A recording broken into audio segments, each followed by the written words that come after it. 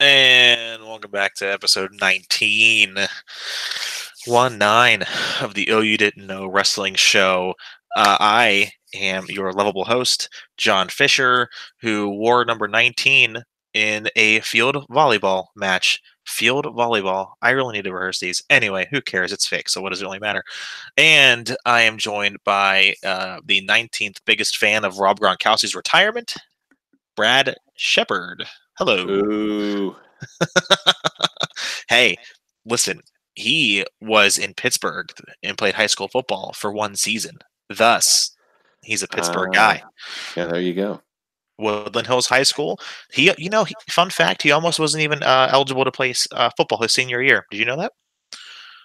I didn't know that. Yeah, because when he transferred into Western Pennsylvania, due to WPIAL, the Western Pennsylvania Interscholastic Athletic League rules that there can be a stoppage to a transfer out of state, because obviously he didn't come from Pennsylvania. He was from, I think it was Boston. No, it's northeast.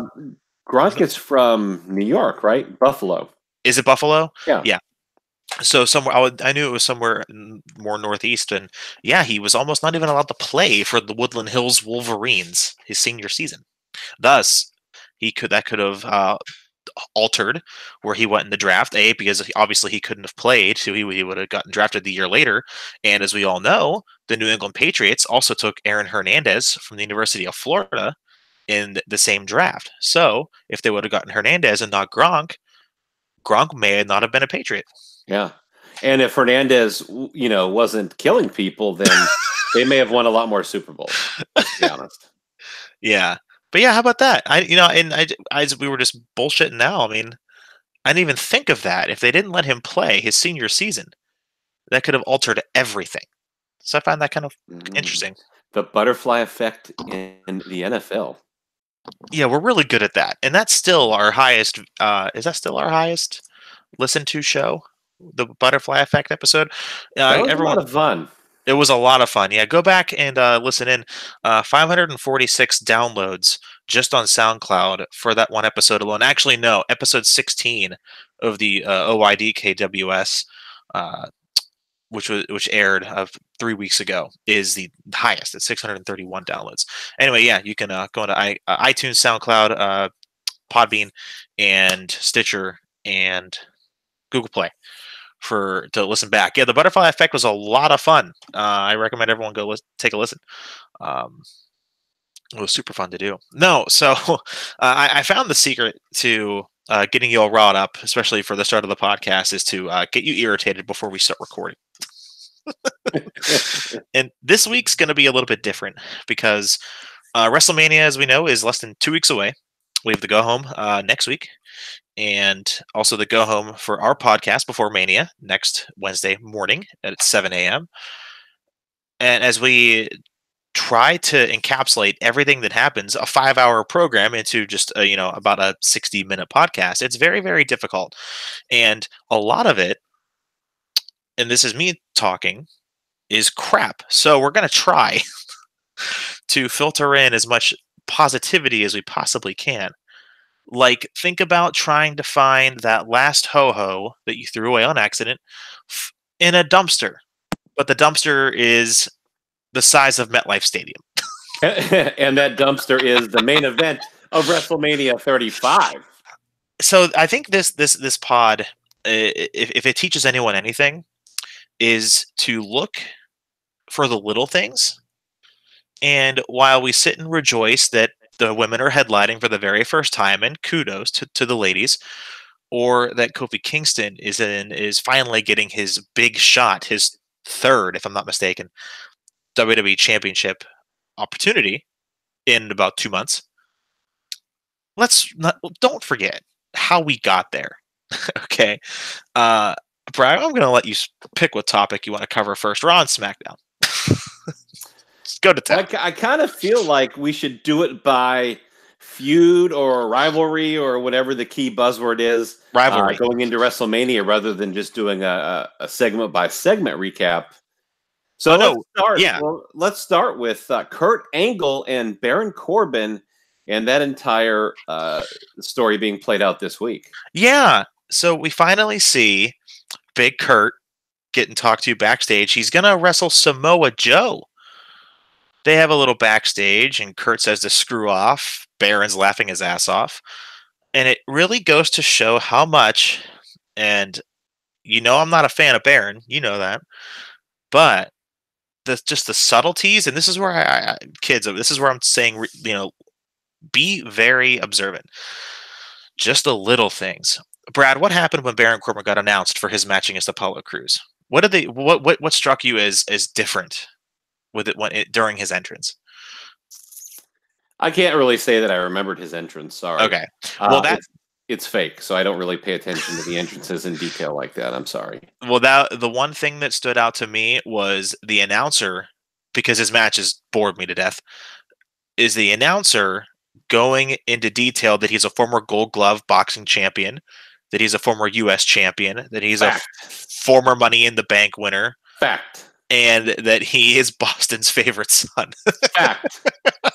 It made me laugh. I thought it was funny. It was clever, man. I thought also, it was cool. By the way, if height was an Olympic competition, Baron Corbin would be an Olympic gold medalist. Let's just be clear here. He was much, much, much taller than Kurt Angle backstage. Well, I think it was important to point out. No, it was those clever camera tricks. They're the same height. Oh, okay. Yeah. Damn you, Kevin Dunn. See, whenever the camera shakes up and down so much, you kind of lose focus of who's taller. It's true. So yeah, it's damn true. Yeah. So this was really interesting because Kurt Angle got to pick his opponents, obviously excluding Baron Corbin. Mm-hmm. You've got the Samoa Joe match, which wasn't very good. It was the TNA Nostalgia Week. It's Samoa Joe. It's AJ Styles. I don't know why Apollo Crews would be in the picture. It was kind of like, okay, who cares? Because Kurt and Apollo are best friends. Oh, you didn't know that? Nobody wanted to see that match. Did you know that?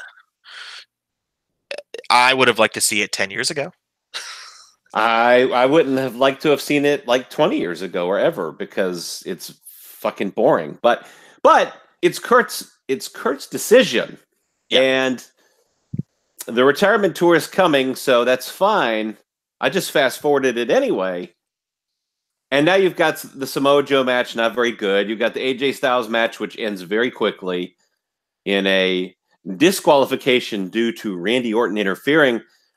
Well, the truth is, it's because Kurt Angle just can't go anymore. And people are starting to finally get clued into something that I literally reported on our show a couple of months ago from a source within the company. And so this shouldn't be a surprise. He's in terrible shape. And I think Baron Corbin, I really do think he's going to be a great matchup for him at WrestleMania. And everybody who says, oh, Baron Corbin, it should be John Cena. These are the same fans who are bitching and moaning and complaining because they don't make new stars and it's all part-time guys and legends at WrestleMania. And what do they want? They want 40-something-year-old John Cena to come back from Hollywood and face Kurt Angle in his final match. And lose. Not putting over a new guy. And lose. You're right. Now, they can still screw this up, right? And despite the reports of Cena stepping in and taking Baron's place, it's not going to happen. It is Baron versus Kurt Angle in New Jersey. I think it's important to know that if Baron Corbin doesn't win, then what's the point? Truthfully. Yeah, I don't know. I don't know. He's got to win. Baron Corbin's got to win. He's got to get the rub from beating Kurt Angle. He's competitive. He's winning matches. It's his final match. So this gives a little bit of a rub to Baron Corbin if he gets the win at WrestleMania. But everybody's bitching and complaining. Oh, we don't like him. It's not because he's a heel. We just don't. Let me explain to you. This is what you call actual heel heat in 2019 in professional wrestling. This is the kind of real heat that you get now in modern day wrestling. Okay, so this is heat. You are being worked into a shoot by Baron Corbin getting this match, and it's heat, and it's working, and I love it, pal. And I hope he squashes Kurt in, I think, a WrestleMania record 5 seconds. That's what I would like to see. Don't be overzealous. If Baron Corbin wins, then great. I mean, think of the old adage for the wrestling traditionalists out there to do the job on your way out. Which is why Undertaker should have retired 6 years ago when he lost to Brock. Yeah. I'm sorry. What are you? Do you disagree? No, I agree. That was probably the best time because it was unbelievably hot. It made sense. It made Brock look like the biggest superstar that they've ever had at the time. Yeah. But I think the angle in Corbin angle's already a success. It's worked these quote unquote smart fans into a shoot online. They are mad, red and nude online, and they're not going to take it anymore. They're just going to keep buying their WrestleMania tickets and show up and spend thousands of dollars to boo that bad Corbin guy. But you know, they don't really think he's good. They're just going to boo him and pay thousands to see him. But it's not because he's a heel and they're being worked into a shoot. No, not at all. But that is exactly why the angle is working already. It's already an early success. Mm-hmm. And I think they can capitalize, have Baron Corbin win, just an immediate fucking end of days and just pin Kurt. Now, this idea that he retired Kurt Angle. I mean, Kurt Angle's he's one of the best to ever do it. He's one of the most charismatic. He's been doing it for over 20 years. He's very well respected by everyone. That, you know, not like 2000 Kurt to 2008 Kurt, or no, wait, 2006 Kurt to whatever. You know what I mean? He was a very bad person. But what I'm getting at is have Baron come out, and this is an idea from Dean, who you'll hear from later about a different topic. He said, have Baron Corbin come out and do the 3 eyes. Have him come out to Kurt's theme music. Have him come out in a Kurt singlet. I mean, sell the shit out of it. And just like Randy Orton was the legend killer, and that was his big thing, and how Brock became the one in 21-1, you can go a mile with that. And they'd be dumb if they don't. So would that make Baron Corbin the angle killer?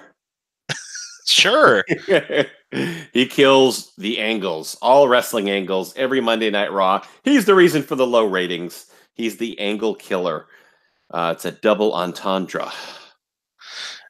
No, I'm being serious. Like, sell the crap out of it. You know, what did Shawn Michaels have to do his name? He retired Ric Flair. I mean, it should have been someone a lot younger and rising up, but you get what I mean.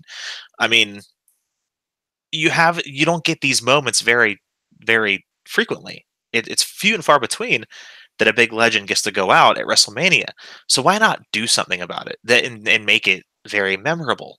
I think as much as people hate him, maybe it's a good thing that they hate him. They don't have any heels except for Brock and Ronda, but Ronda is a piss party about how everything's fake, and hugs her battery riddled husband, and then Brock's here 3 dates out of the year. So maybe a full-time good heel isn't a bad thing. By the way, what's a piss party? Oh, like a pissy party, I don't know. That's why I'm asking. She throws a hissy fit. So it's literally not people pissing together. Don't Google search it. I'm not Google searching piss party.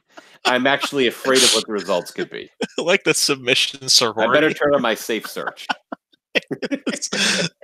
Hey, we're not the ones that thought submission sorority was a good name for a stable. Well, it could be if you're a porn company, but maybe not so much if you're a PG product. That's very true. You know what? Okay, maybe you don't know what I'm trying to say, but in my terms of like maybe okay, she throws a hissy fit. There we go. That's better. Okay. She cries about everything being fake. Done. Gotcha. Thank you. I make sense. Yeah. She's got Joan Jett. Yeah. That would have been cool. That would have been cool to see us. I would have liked that to be a surprise, because I know Joan Jett ain't selling any tickets. for an 8-hour show that she's only going to be on for 30 seconds. That could have been like, oh, hey, look at that. That's pretty cool. Not like, oh, okay, I guess we'll see that in a few weeks. Yeah, I think it's going to be really cool, actually. I'm looking forward to that.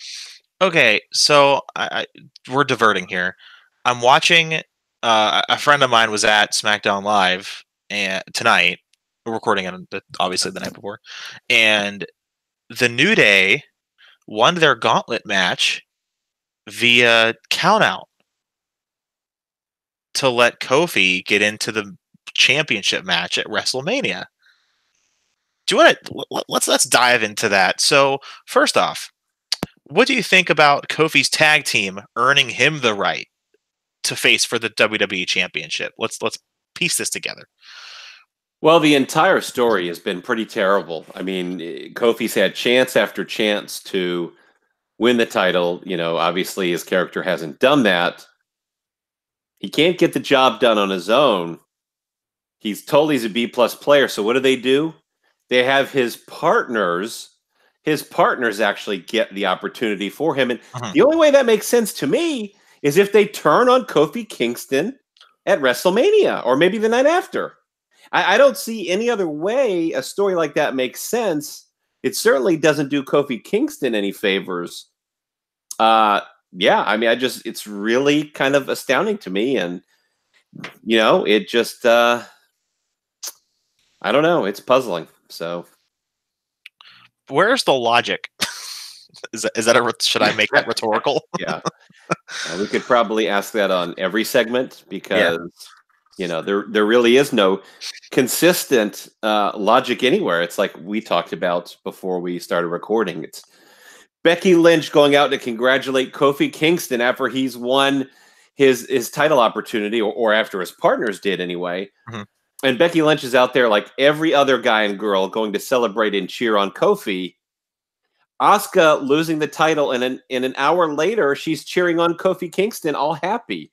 Or Kofi Kingston himself coming out at the beginning of the show, passing out pancakes and smiling after just getting screwed out of his opportunity last week. He should have been angry. Instead, he was passing out pancakes and smiling. None of it makes any sense. Did you mention Asuka cheering him on after losing her title? Yes. Okay. I'm just making sure. How hard would it have been for, you know, as Vince does overcomplicate everything, to at least have a good moment and put Kofi against the New Day, and if he beats Xavier and Big E, he gets the title shot? How hard is that? To me, that made a lot more sense than his tag team winning the chance for him. It makes no sense. So, you know, I'm sitting at home and I'm the casual fan, and I'm like, you know, Kofi can't do anything on his own. So how in the hell is he going to win the match at WrestleMania? Isn't that fair to say? Yeah, absolutely. It's fair to say. I think the idea was great. I think you have him face his own partners in the New Day. That made a lot more sense to me. Unless maybe, again, if they're going the route of his partners, one or both of them turning on Kofi, then I could understand it. Otherwise, yeah. No, that could have been the first match. You have a guaranteed challenger, because let's not forget, no automatic rematches. So that's out the window. For all we know, Daniel Bryan will never see the title ever again. Well, unless they just write it that way because it's fake, so who cares? I don't know if Finn Balor got that memo, but it seems like he gets a lot of opportunities at Bobby Lashley. He certainly does. The Demon. Well, you know what? The Demon has never gotten a chance. So in reality, you're right. I mean, Finn has had opportunity after opportunity. Finn won the match, but the Demon didn't win. So why is the Demon getting the chance? Huh? You gotta think these things through. Yeah, I don't think there's any thinking them through. There's no logic to it. And I'm scouring through Twitter. Everyone's congratulating Kofi, and like Zack Ryder, good for you, or Kalisto, good for you. How about you stop being happy for everyone else and try to be there, make more money, do better. Right. I'm so happy for you getting chosen over me for the WrestleMania Championship match. Congratulations. Woohoo! I mean, come on. Seriously? It's like, okay, could you imagine in like the NBA or the NFL, or it's like, you know what?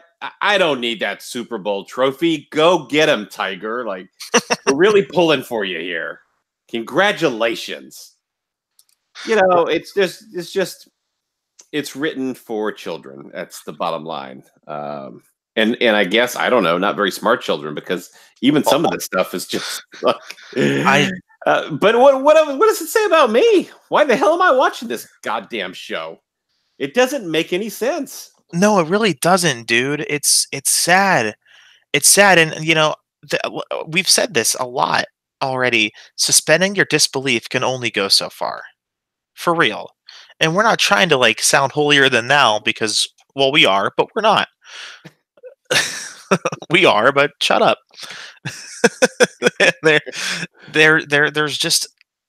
There's why? Okay, Brad, you and I are a tag team. Okay. Yeah. We're a tag team. We're fighting for the who gives a shit big ass dick championship of the universe. Well, we're clear favorites to win. Okay, yes. Keep going. Yes, and we're scheduled to face Meltzer and Alvarez in a tag match. That's a squash. And we win. Okay. Well, yeah. Okay. But then Ryan Satin comes along and he's the champ. But I've worked 12 years in the podcasting industry to win the Big Dick Universal Championship. And I say, all right, I want a shot. So I lose 3 opportunities in a row. We fight at 3 pay-per-views. And for whatever reason, his dad paid the ref and I lost the match 3 times. Yeah. Okay. Yeah. It sounds like, I mean, you're losing to a tiny phallus. So this is like a major upset. I'm just painting the picture. This is a major upset. You've lost 3 times in a row. Yeah. Yeah. Okay. Oh, but I'm getting to the good part. Okay. So I obviously can't do it. And you and I have been a tag team for 6-7 years, throwing dildos instead of pancakes and subscriptions to Pornhub to random people in the audience. Okay. Yeah. And, the head boss wants you to wrestle. And if you win, then I get the championship opportunity. How does that make sense? Because I just created that fake story, but that's exactly what just happened on SmackDown. Right. Yeah. Except, obviously, substitute the dildos with pancakes. But yeah, outside of that, it's exactly fucking right. That's an amazing point, John. It makes no sense at all. May God have mercy on your soul. I'm now dumber for having heard this. I'm still on this. This is the last point I'm making. Once Xavier and Big E won, shouldn't they have said, well, wait, we won our match. Shouldn't we get the championship opportunity? I'm done. I'm sorry.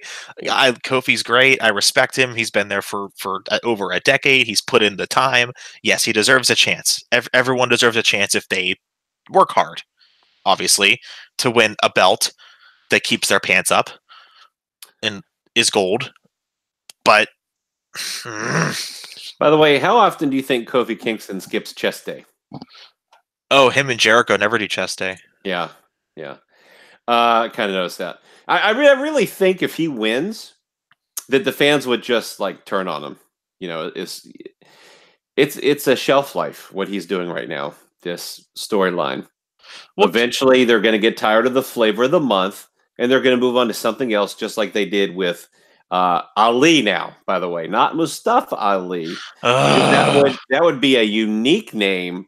Now he's just Ali. He's like Cher and Madonna and Oprah.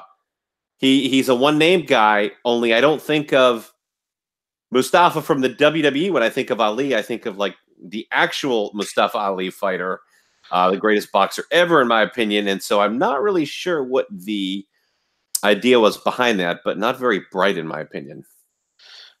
Vince hates 2 names. He just does. I don't understand why. I don't get it. like Cesaro. Sheamus's original ring name was Horrifying. Do you happen to know what it is? Sheamus O'Shaughnessy? Ah, that is correct. Yeah. Yes, Sheamus, Cesaro, Neville, Ali. Now, I mean, Big E, you can kind of put in that group. What's the point? It doesn't do anything. I'm not going to sit there and look at Ali and think to myself, oh my God, one name? That's so easy to say. 2 syllables too. That's important. You know, I think this will tickle your fancy. It's easier to put on his tights because of how small he is. Oh, that's a good point, actually, John. That's like a really good point because he's so tiny. He's like 100 and what would you say, 70 to 80 pounds? I don't know. He's very tiny. And he's not very tall either. He's kind of short. So there's a very small range. It's like Nia Jax. Like they could put like supercalifragilisticexpialidocious on her tight. Yeah, it's like a helicopter landing pad. But Ali, my God. But Ali, it's like they don't have a lot of room. Like Ali, probably even Ali is like kind of a stretch. Oh my God. Listen, Nia is a model, and she donates to charity. I don't know, whatever. All right, so I think we moved off of that. So what do you want to tackle next? Let's see. There's I know we didn't get to talk about it last week, but Randy and AJ Styles, the Rand Man, built their match in 5 minutes. Yeah. Which was quick, easy, and to the point. And now I want to see that match more than most of the entire WrestleMania card. Yeah, I agree. That's going to be an interesting matchup, I think. Yeah, it should be fun. Should be a fun match. And do you know what was so good about it? They had a promo battle. Wow, sounds like it's in the streets. They had a promo exchange that lasted all of 5 to 10 minutes. And that's it. That's all it was. It wasn't this overcomplicated BS, man. It was just there. You know, they didn't have to go into their backstories. They didn't have to fucking like want to kill each other. I mean, there was an RKO out of nowhere here, and then a flying elbow here, but it didn't last 6 months. And then we didn't care anymore. I can't wait to see that. Much more than the women's main event, that's for sure. It's me talking here. Also, Randy Orton got to make fun of AJ's TNA run, so which made it all worth it. That was very. And then AJ called the RKO a fake ass diamond cutter. And I'm sure Dean I Am Petro totally marked out for that. And I guarantee it. And that was the segue I was looking for. You just got to pick your spots. Yeah.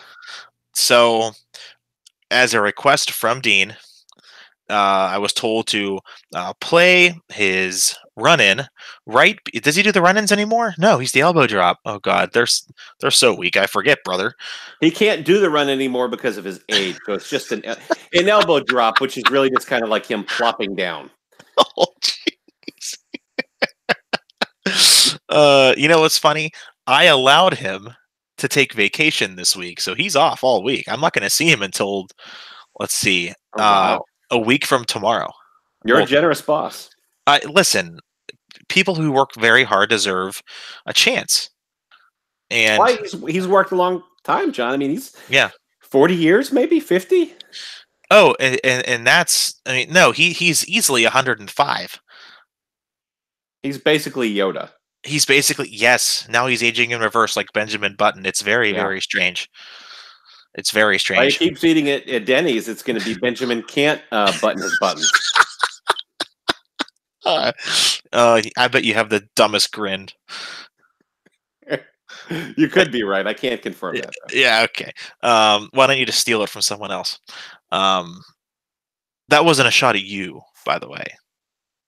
That was from what we were talking about before the podcast started. Yeah, okay, good. I'm just making sure. So no, Dean wanted us to get into Braun Strowman and the Saturday Night Live Weekend Update crew. So before you and I got into it, he wanted to add his 2 cents, or the Grand Slam at Denny's is like $3.99, so I guess we're getting Dean's $4. That sound right? I mean, it's probably right. Yeah. Okay. Well, he never spends just 2 cents on a meal. Who are we kidding? But he does get the senior discount. So that is if it's true. yeah. So it's like $4, but then he gets the senior discount. So it's like 50% off, I think. So it's like $2. I think that makes so we're gonna get Dean's $2 on Braun Strowman, Michael Che, and Colin Jost, aka the luckiest man alive, who's married to Scarlett Johansson. That lucky bastard. Hold on. Hey, yo, it's the OG, hater of Denny's, dropper of elbows. Imagine my surprise last week. I go to painstaking efforts to put together an elbow drop that is actually in support of Baron Corbin, and it vanishes into thin air. There was no, oh, you didn't know show. Well, that is a violation of the Ironclad contract, and for that, Brad, you gotta pay. And I discovered a way to make you pay, and you're gonna pay on next week's Oh You Didn't Know show. I thought I was going to pay for his next Denny's meal. I can't miss dropping an elbow on the WWE's mismanagement of Braun Strowman. Oh, stand by, folks. Obviously, I'm going to go over this. Show. There we go. But this week, I can't miss dropping an elbow on the WWE's mismanagement of Braun Strowman, the monster among men. Last year at WrestleMania, he's in a tag team with a child, winning the tag team championship. Now this year, he's in a battle royal with 2 guys from SNL. Who's writing this shit? For God's sake, don't they watch the same things we watch? Don't they see what kind of how crap-tastic this was? It's a new chapter of Wrestle Crap, for God's sake. Yeah. The guys from SNL were horrible in selling anything. Braun was horrible in selling everything. Even Alexa Bliss, who I love dearly and is my next wife, sold it horribly. Put Braun in something meaningful. He's going down the road of Elias, Bray, Damian Sandow, of wasted talent. And that is this week's Elbow. Brad, see you next week, buddy. You're going to agree with him again, aren't you? Well, I'm going to agree on that for sure. I mean, I was talking to someone in WWE about the Braun situation, and Elias too, but yeah, it's kind of like the inconsistent booking kills even the hottest acts. You know, it was the conversation, and not that I'm the biggest Braun fan, I'm not, but holy crap, it's like, you know, we were talking about how they have blown that. Now, I mean, Braun is in the Andre the Giant Memorial Battle Royal and doing something maybe, as a source of the company put it, quote, with those 2 SNL goofs, unquote. I mean, in Elias, again, it's like, you know, it's what a bust was, how it was described to me. You know, he's kind of the total package, and they just make these guys a joke and waste so much talent. So it's, you know, it's really kind of puzzling, but I agree with Dean. I think he's right. He's not right often, but when he is, he's exceptionally right. Yeah, that's true. Now, this is something I think pretty interesting, because there was a time, and let's talk about the guys that Dean mentioned in his elbow drop. Damian Sandow, at one point, and we can't deny, was and Damian Sandow is a friend of ours, was one of the most over guys in the company at one point. Bray Wyatt was another one. Very, very, very enigmatic, and he connected with the crowd on a big level. He was another one. I mean, Braun Strowman at one point, when he was feuding with Roman, the cheers were massive. Massive. Yeah. And then they do this. Call me outlandish, if you will, but I mean, we'll see what they make of it, right? I mean, one thing you can say about Aaron Stevens, Damian Sandow, WWE, is that he would take terrible gimmicks and turn them into something really entertaining. So, that'll be the challenge for Braun and Elias. Yeah, and that goes into the next thing I wanted to talk about is to not let anything get bigger than the company itself. And we won't spend a lot of time on this because we're not a mixed martial arts podcast. But today in the news, Conor McGregor announced his retirement from mixed martial arts. Now, I'm not like segueing into saying that he's going to come and work for WrestleMania or not, or help Becky win the title or blah, blah, blah. But Conor, and this is a lesson that I think Dana White should learn, and it kind of ties into, putting a stranglehold on stardom of certain people, is that, I mean, McGregor became bigger than the UFC. What happened? He demanded more money, didn't get it, he quit. Now Dana's fucked for a while, right? And Vince, I just want to get your thoughts on that specifically. Oh, well, yeah, I mean, Conor McGregor is not retiring. This is a classic Conor McGregor trick to get more money out of Dana White. He's holding him up for main event money. And so this is exactly why I talk about Vince McMahon. This is why he made the WWE the brand and not an individual superstar. There are no more Hulk Hogan's and Steve Austins and The Rocks. And this is why. You know what? When you get the WWE as a brand, you get stability. It's good for stockholders. Now, is it good for the TV product? Well, I mean, it's a lot more boring. They got a huge deal on Fox, right? But, the TV product to me is a lot more boring. You're not going to have those peaks and I guess ultimate high profitability. I mean, you look at the Attitude Era, it was hugely popular and super profitable as well. They have more, they definitely have more income coming in now, but when you look at profitability, it was huge in the Attitude Era.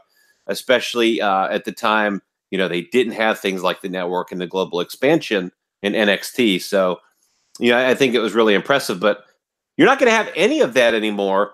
You have the autopilot, the stability of the WWE brand as the draw, and that's what we've got now. And so, but when you get someone like a Conor McGregor and he's holding a company up for money, I mean, this is something that the Ultimate Warrior did in a main event spot with Vince. Mm-hmm. You're not going to have that anymore in WWE. And this is an example of why. This is an example of why they do it. Right or wrong, I'm not saying I agree with it or I don't agree with it. I'm just pointing out why they're doing it. And that kind of goes into the conversation of, well, why isn't this like, why do they stifle Becky? Why do they stifle Seth? That, and I'm not saying that they were going to be as big as The Rock, Austin. They're not, but they clearly stifle stardom. And look at even back in 2012, CM Punk was at that point in time the biggest star popularity wise since The Rock and Austin. He, wrestling had a little bit of a boom in the early 2000s because of him. Mainly to the part of John Cena being his cohort, but it was fun to watch again. And then what happened? Stifled. Daniel Bryan became a movement across all of sports. The Giants, Michigan State, Spartans basketball, the Yes Champ became a phenomena. What happened? After Mania, not so much. So Vince never let one person become too big for their britches, because look what happens with Brock Lesnar. He's a whiny baby and he demands more money or he's going to fucking leave again, yada, hardy, RR, and it ruins Vince's business. Yeah, I mean, you look at the announcement of the women main eventing WrestleMania. Okay. Mm-hmm. The stock goes down when that's announced. Did it? It went down. Now recovered, obviously, but investor confidence, etc. Yeah. Then you look at YouTube views, and the YouTube views have not been impressive. In fact, when you look at it, Dean Ambrose versus Drew McIntyre had significantly, just hundreds and hundreds of thousands more views than the Ronda Rousey, Charlotte, Becky Lynch segment talking about main eventing WrestleMania. I mean, more than double the views. I'm going to look at it right now, actually. So we're going to just talk about Raw, right? And consistently, Becky Lynch is not doing well when it comes to YouTube views, and certainly not breaking 1 million. I mean, it's just the build, I think, right now is probably the worst in WrestleMania history. Yeah. And frankly, you've got a main event that is not really full of a lot of real stars. The announcement, and I'm trying to make sure I find the right clip. So the WWE Superstars react to the History Making Mania main event announcement. 156,000 views. And let me clarify real quick. We don't, quantify what's good by YouTube views. We're just kind of making a point.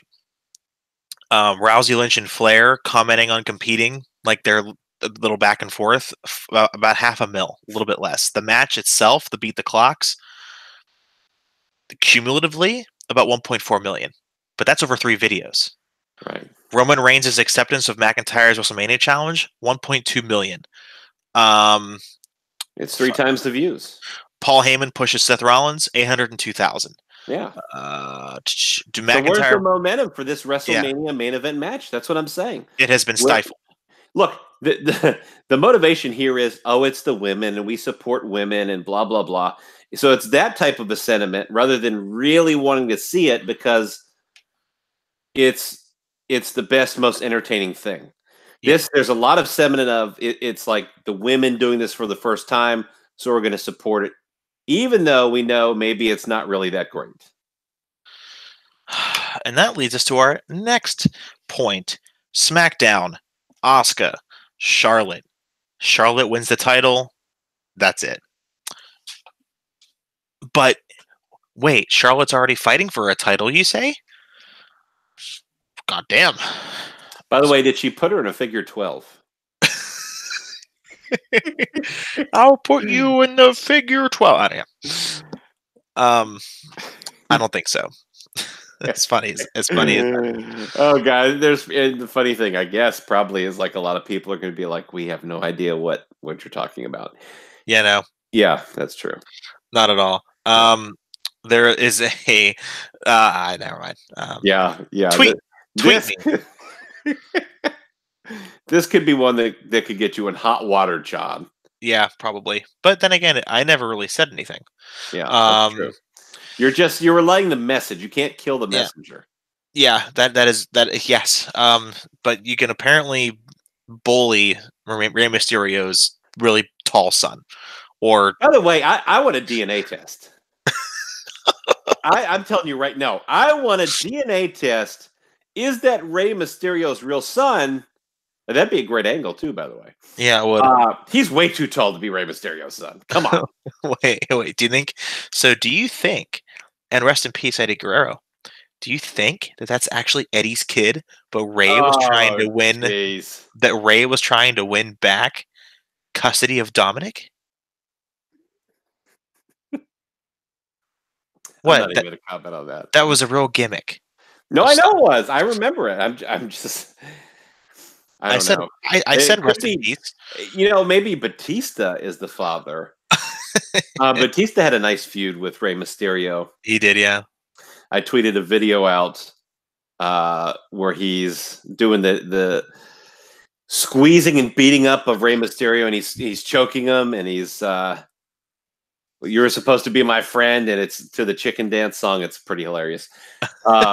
Anyway, they had a feud, and he's tall, so I think he could be Batista's son, basically, is what I'm saying. I think he could, too.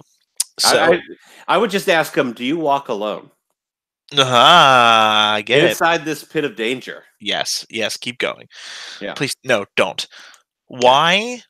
So why does Asuka and like I said this to you, I even said this to you off the podcast before we started. Withhold your personal feelings towards Asuka and tell me why she lost the belt and thusly will not be wrestling at WrestleMania. Is it just a Vince McMahon thing of, well, you want the women to headline? All right. Extremely literal genie. No other women's matches. singles matches? Well, she sucks. I mean, that's obviously one factor. Everybody's ready for Asuka, as we now know. She's been exposed ever since the losing streak. But, for me, it's kind of puzzling, but they're putting all their eggs into the championship match. What will they do? I don't know. I mean, is this just to prop up the championship match, the main event match at WrestleMania even more? Is it to unify the titles? I don't know. There's no indication of that, but I don't know what it is. But obviously, Asuka, they've decided to take the title off of her, which, they should have done that like a long time ago. She was a terrible champion, and she's overrated. And either way, I think we're a lot better. And I mean, the only thing I would say is like, okay, so now it does kind of screw the female superstars on SmackDown Live out of getting any sort of a title match at WrestleMania. Yeah. But they put all their eggs in one basket. So you've got Charlotte a champion, you've got Ronda a champion, and then you've got the babyface underdog, the dollar store Stone Cold Becky Lynch. And that's the big match now. So is it going to be, do you think they're going to unify the titles? I wish they would. That would be great. And I have a response for your, well, that's going to ruin a lot of women's, opportunity. Then do something about it, right? Do you want to work at WrestleMania, get that WrestleMania payday? Don't be lazy and sit on your ass. Or if you're just not good enough, accept it. But do something to stand out, instead of congratulating others next to you, make them want to do the same. Make them if you be jealous as shit. I mean, back in the day, and yes, it's fake, we get it. But back in the day, everyone always talked about everyone in that locker room wanting to be the main event. Well, there's only one, damn it. So go do it. How many? Who probably? Carmella is 1. Naomi's 2. I mean, Asuka's 3. Lacey Evans is 4. I mean, 4 to 5 women who are in Sonya Deville and Mandy Rose 6 aren't going to be on WrestleMania because they weren't good enough. Is that harsh? I don't think it is. I think everybody who complains should have to line up, get into the ring, lay down in the corner post, and get a nude stink face from Nia Jax. Why is she always the butt of your jokes? No, Nia's, outside of being terrible in the ring, I think she's, I'm obviously just joking. I think she brings a lot of credibility with her size to the women's division. I just think she needs a lot of work in the ring. That's all. Yeah, she does. Why couldn't you have said Rikishi? Why couldn't I have said Rikishi? I don't know. It was just more funny with Nia Jax. I mean, Rikishi was known for doing that. But I just thought it was funnier with Nia because, women's division. I mean, people seem to enjoy the Rikishi stink face. It's kind of like it's not like a torturous thing anymore because it got over so much that it was kind of like, okay, give me the stink face. That'll pop the crowd. Go ahead and give it to me real good. Let me get deep inside those cheeks. But see, if you do it with Nia Jax, it's not going to pop the crowd, and so it's just going to be torture. So that's why I would say Nia Jax. Interesting. Yeah. Very interesting. It's all right. Is it? I guess so. Well, is there anything else we didn't get to talk about before we go into breaking news? Oh, Seth and Brock, I don't care. Yeah. I'll just say that right now. I mean, this is such an underwhelming match. Yeah, I just don't care. I don't. I mean, there is no character difference with Seth Rollins. There's been, it's like another match to him. He's not bringing it at all in these promos. It's just not there for me at all. And Brock is never around. So this has been, especially for what should be a big match, this has been a major letdown for a build. You're right. And Roman Reigns and McIntyre, that I'm actually kind of excited to see that match. Well, I think Drew McIntyre needs a personality transplant. That's his biggest problem. I mean, I hear he's a really nice guy. I'm sure he is. He's got $1 million look. Yeah. But there's just not a lot there when it comes to charisma. And his promos are very old school, formulaic, dastardly evil heel. There's just not a lot of charisma and confidence there. It's just very over the top. I'm not a fan. It's very boring to me. I'd like to see him as a babyface. Maybe that'll find your personality. Maybe. Maybe is Dean Ambrose in any part of your breaking news? Yes. Okay, then I will hold off on that. And last but not least, what are your thoughts? Okay, Triple H and Batista. Trips is putting his career on the line, which means we know who's winning that match. So thanks for spoiling it. The game's going over strong at WrestleMania, pal. When has he not? You remember when Sting gets his first Mania match ever in his entire illustrious career, and he jobs the Triple H. It was a lead balloon. I mean, it was just like wah, wah, wah. The guy just, I mean, there's nobody else in the history of the company that likes to put himself over more than the game, Triple H. Yep, good guy Paul. Good guy Paul. Destroying the indie scene one independent wrestling promotion at a time. Although any of these promotions booking this Joey Ryan bullshit where they're sticking lollipops up his asshole, I mean, maybe they should be put out of business. Why don't you and I mean, I know the 50 fans will be disappointed, but it's really kind of getting absurd now. Why don't you and I go to New York Mania weekend and go to Joey Ryan's penis party on Friday? Yeah, they're actually taking pictures. You can take a picture for, I don't know how much the money is. Probably $20. Yeah, $20. Yeah, but you can take a picture with Joey Ryan with his penis touching it. I'm not even joking. It's almost like he's like, a pervert living out some bizarre fantasy under the guise of a wrestling character. He might be. It's just really bizarre to me. The whole thing, it's not entertaining. And it's not something that I would think any large audience is going to really enjoy. So it's definitely not for me at all. Oh, and we'll see. And last but not least, the chances of a 17 match WrestleMania card. I don't know about 17 matches. It's probably obviously going to be at least 13 or 14. It's probably going to be the longest WrestleMania ever. And so, yeah, there's going to be a lot of matches. There's no question about it. Yeah. I don't know exactly how many, but certainly a lot. Certainly in the teens. I think it's 17, my friend. I think it's, and we'll count it next week before on the go home. I think it's 17. Do you want to see 17 matches in 7 hours? I don't want to see 7 hours of anything, much less wrestling. No, really. I mean, I don't want to watch a 7-hour. Basically, it's a marathon, right?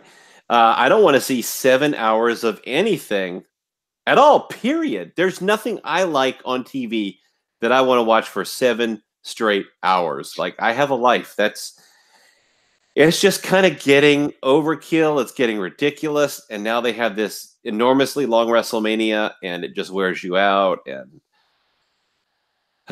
it's just exhausting. It's exhausting. And, the truth be told, John, you have a show that goes 7 hours, 8 hours, and then you get to the final match, and it's the women's main event, and the crowd is exhausted after 6 or 7 or 8 hours.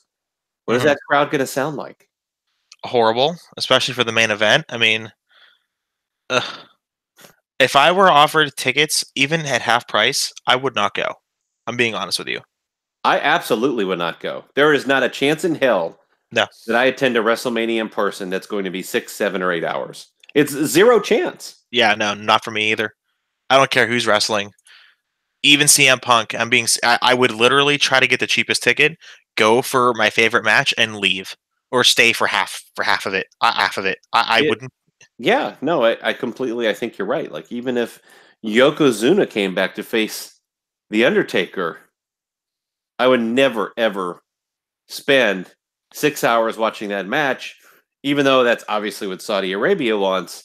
I wouldn't do it. Not for any of the fool's gold in the world. Not happening. All right. I got to find your breaking news intro, motherfucker. What is shit? Oh, here it is. How about them apples? Oh, we're gonna try. Oh no, we don't want to do it.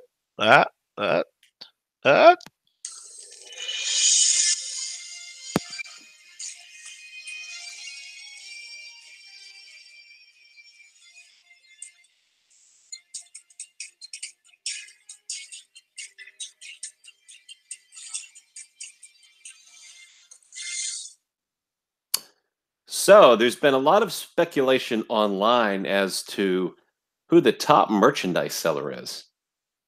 A lot of people are saying it's Becky Lynch, including some wrestling journalists, and I'll just leave it at that. And I'm here to clarify that. Who exactly is the top merchandise seller in WWE? John, who do you think it is? Who's the biggest merch seller right now? Right now, biggest merch seller WWE. Do I get 3 guesses? No. 2 guesses? No.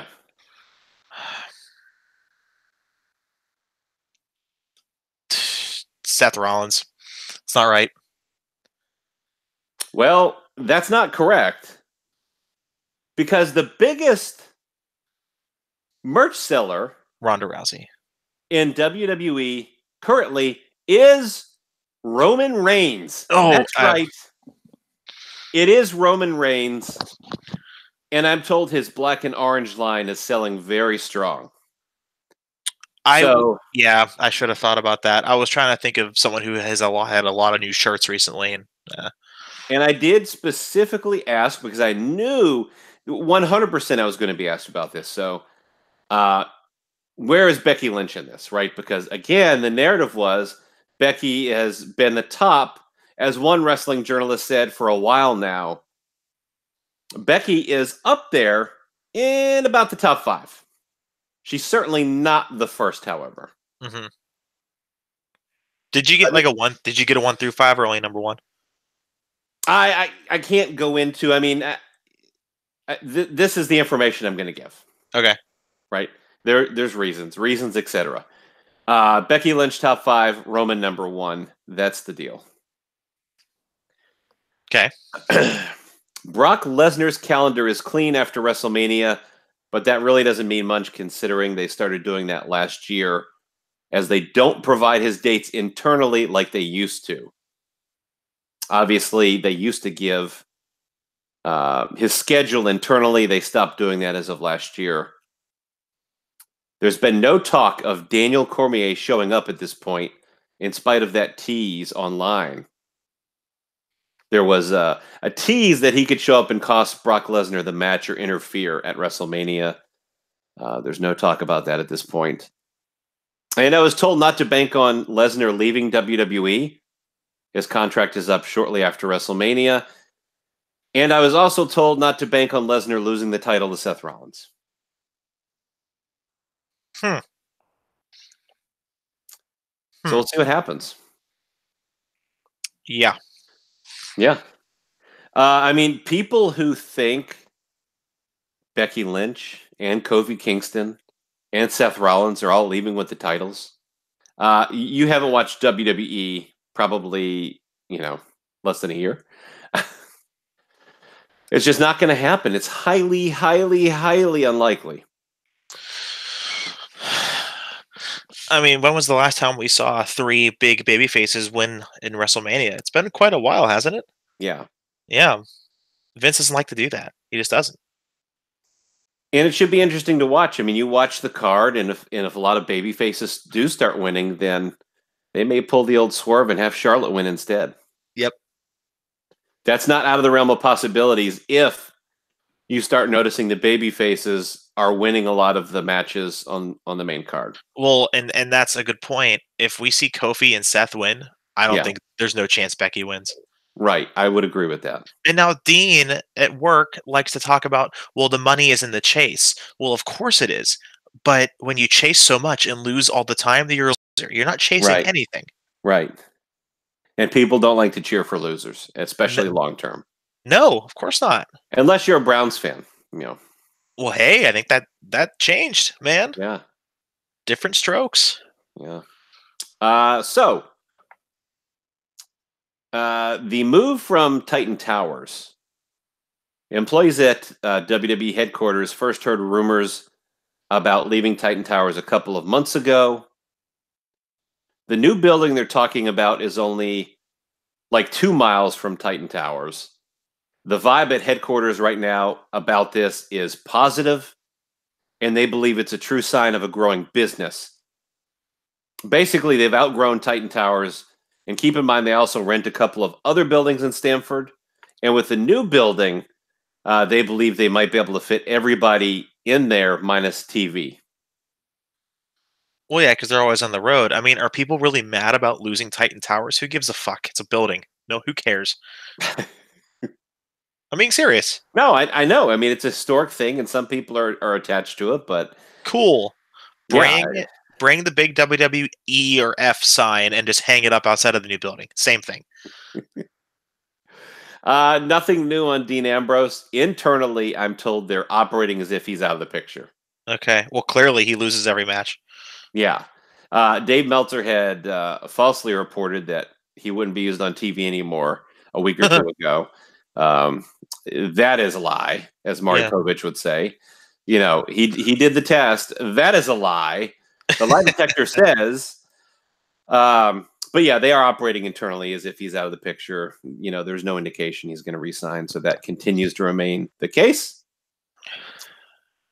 And brother, Hulk Hogan is expected to induct Brutus the Barber Beefcake into the WWE Hall of Fame.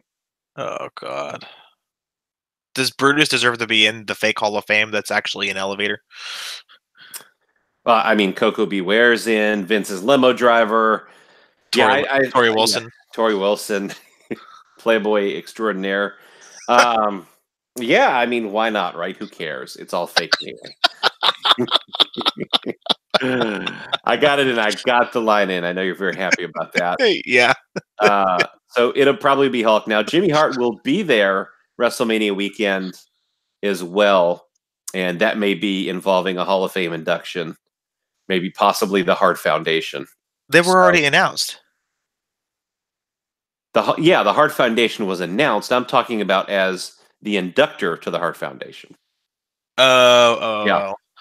So, and I'm also told Hulk will be all over WrestleMania 36 next year. With it being in Tampa, he'll be really involved in that. So, who, the Hulkster? Yeah. Not wrestling, obviously, but, you know, involved with local media, promotions, etc. Yeah. Well, you know that, I mean, Hogan hasn't truly done a wrestling match since WWE, because when he and Sting went back and forth, it was a fight. It was not a match. That's right. That was actually Terry Bollea in a shoot fight against Steve Borden. That was not Hulk Hogan, who has a 10-inch penis. It was Terry Bollea, who does not, in a shoot fight with Steve Borden. That's actually a good point, John. So that was not a match. It actually did not count in the record books of professional wrestling. Yeah. That's what I'm trying to tell you. I'm looking up before we leave for the evening or the morning, whenever you're listening. Well, he also had, I believe he had a match with Richard Fliehr. Yes. Which was also a shoot. Not Ric Flair. No. Terry Bollea versus Richard Fliehr in a TNA shoot fight. And it ended, the match was so bloody. I mean, it's like, you could probably just kind of, I guess, brush the blood into a cup. Ew. And donate it to someone who needs it. Ew. I mean, that's how much blood was coming out of Terry Bollea and Richard Fliehr during their shoot fight. It was unbelievable. And Paul Levesque was crying on the side. Vintage TNA. So here's a WrestleMania card so far. Ronda, Becky, Charlotte. That's 1. Brock and Seth, 2. Daniel and Kofi, 3. Roman and Drew, 4. AJ and Randy, 5. Trips and Batista, 6. AJ and Randy, 7. Bobby and Finn, 8. Samoa Joe, Rey Mysterio, 9. Women's Tag Champs, the Fatal 4-Way Tag, which I know you're excited for, 10. Miz and Shane, 11. Kurt and Baron Corbin, 12. The Armbar, 13. The Cruiserweight title, 14.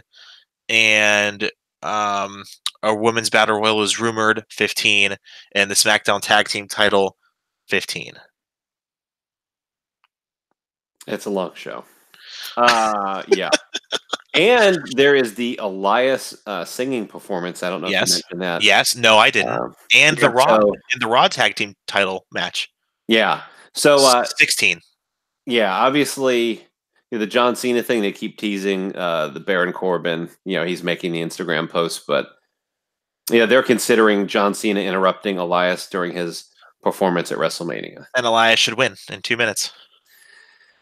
WWE is now operating as if The Undertaker will not be at WrestleMania, which is a big surprise to people internally. They did expect he would probably at least appear. They would work it out. And it doesn't look like that's going to happen now. At least as of right now, they're operating as if he won't be there. So very interesting. It's funny that comes out the same week that Sting said he'd come out of retirement for Taker. Would you really want to see that match? Absolutely not. Absolutely fucking not. Oh my God. I mean, it's like the time it would take them at their age to walk to the ring. I mean, it would be a 20-minute match before the bell rang. And then you get into the ring. And I guess they would have to take breaks, do 5 minutes, do some spots. Go back to your corners, get some water, take a break. Okay, ring the bell again, kind of like a boxing match. Yeah, I don't really see this being good. Undertaker wouldn't be able to get him up. Sting's going to break his neck. That's not funny. I shouldn't laugh. I mean, Seth Rollins almost did that for him. Why risk it again? Yeah. I don't want to see it at all. I would have loved to have seen that 20 years ago. Now, absolutely not. Baron Corbin is still scheduled to face Kurt Angle. There again, going back to this John Cena news that I talked about, it's like there is a conspiracy online that secretly, really, John Cena is going to be the one to face Kurt Angle. He ain't. It's Baron Corbin. Yeah. Finn Balor is scheduled to portray the Demon character at WrestleMania against Bobby Lashley. Yeah. He hinted at it a few weeks ago in an interview. And expect the Demon to win. That's what I would say, right? Absolutely. Yeah. The Demon is unbeatable, because although it's Finn Balor doing the exact same moves, doing everything the same, he's wearing face paint, though. That's different. So he kind of turns into the Demon. And, the moves he does, which are exactly the same. I guess it's like when he does them, there's more strength behind them. So it hurts more. So it's easier to defeat his opponents. And that's why the Demon wins, I think. I'm not sure. That's just a total guess. Okay. I believe you. And finally, I was told everyone will be at their best behavior at WrestleMania 35 because of the location. New York, New Jersey. I know it pisses a lot of people off when you say New York, and it's New Jersey. Whatever. Jersey. But lots of added pressure when major events are local and have higher-up office folks attending. That was the case last time at New York City, New Jersey for WrestleMania. I believe it was 29. And it's the case also for WrestleMania 35 this year. Lots of higher-up folks attending. Everybody will be on their best behavior. I thought that was interesting. And not only that, this WrestleMania is the last one before the Fox deal begins in October. Yeah, that should be interesting. It should. Oh, and real quick, I have it on good authority. I should have brought this up a lot earlier, but we kind of went off on a tangent. That Kurt Angle, how terrible he's looking. How you reported months ago that he's in bad shape. As everyone knows, Kurt's a Pittsburgh guy. I have a lot of people who go to the same gym. You've got people as Kurt Angle. Kurt Angle walks like an 80-year-old man. That is a fact, not a report. He walks like shit. Yeah. Well, that's what I was saying. He walks like Mick Foley backstage. That's what I was told. Yeah, it's bad. That's how it was described. I mean, it's not an exaggeration, and this is not a guess. This is not, third-hand telephone string giving me the information here. It's a fact. No. It's all too true. Yeah, I remember I went to Mick Foley's show when he was not with the WWE, and he was doing, traveling the country doing his one-man show.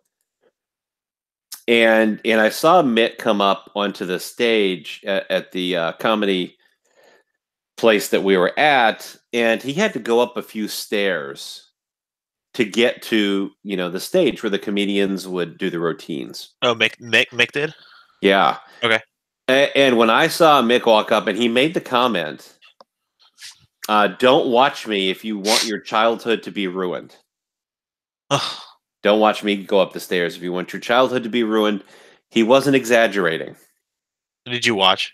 I watched. Well, yeah, of course I watched. It's like, yeah, by the way, I'm totally naked. Don't look. Oh, of course I'm going to look. It's like one of those things, right? So yeah, not Mick Foley, by the way, not Mick Foley. Mick Foley wasn't nude; he was fully clothed. Yeah. So I just want to be clear about that. Was it like? How was it? Watching. It was like watching a senior citizen go up the stairs. It was like watching someone who was in their 70s go up the stairs. Ugh, that's a little heartbreaking. Yeah. So it's like, it's a similar situation with Kurt Angle. I mean, he's in bad shape. And it's almost kind of like, I know maybe he wants the retirement tour with his final matches, but to me, it's just not worth it based on the kind of shape he's in. It's just, there's too much risk for me, even though they're protecting him. They're doing a good job of doing that. Certainly I think Joe worked around him pretty well, as much as he could in their match on Raw. Mm-hmm. He had a very, very short match with AJ. And, I think Baron Corbin would do the same thing, work around him. And Baron's a great seller for a big guy too. So I think he'll work around him pretty well. But that's what they're having to do at this point, is work around him in the ring, because he's in very unfortunate shape. Yeah, that's true. It's all too true. And he's a legend. I mean, there's no question about it. We're not saying this stuff because we enjoy it. It's just true. Kurt is one of the all-time greats. I was a fan of his, obviously, and very, very talented, unbelievable athlete. Oh, yeah. I mean, gold medalist. It speaks for itself. All right. Where can we get at you on Twitter? At the Brad Shepard, SHEPARD. Follow all of my work on ProSportsExtra.com. And of course, I'm sponsored by Seat Giant. So make sure to get all of your tickets, if you don't like spending a lot of money on tickets, at Seat Giant using the code OYDKWS. Hey, you got it. I'm proud of you. And you can get. I'm sure you did. And you can get at me at John Fisher TV on Twitter. Pretty decent sized news. Next week, I will be interviewing The Miz. Each year, I usually do an interview with a WrestleMania star. It's been Roman 2 or 3 times, and I got the New Day last year, and then I get to interview The Miz. So if you want me to ask him anything, if I can get it in, it's only about like 10 minutes long. But if you want me to get it in, please shoot any towards me, DM or reply. I really don't care. And yeah, rate us 5 stars, iTunes, Podbean, Stitcher, Google Play, wherever you want to find podcasts. And anything else before we go for the week? Yeah, I would just say maybe ask The Miz if he came to play. Okay. I will do that. God damn it.